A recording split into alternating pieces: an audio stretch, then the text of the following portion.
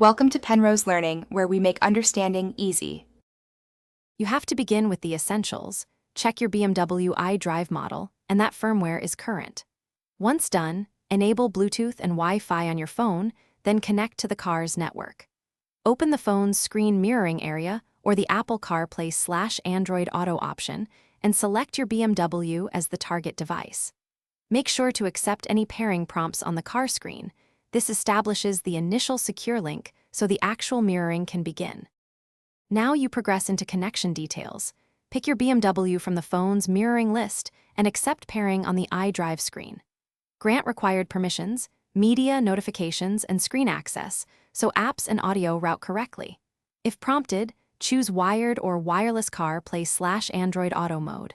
Wired gives lower latency. Wireless keeps the cabin cable-free.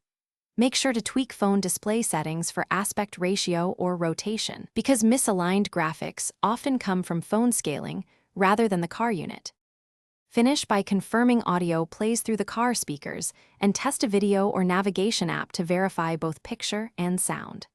If the stream stutters or disconnects, reboot the phone and the iDrive unit, then try a wired connection as a reliable fallback. Make sure to keep the phone OS and BMW firmware updated, because many persistent problems are fixed by updates.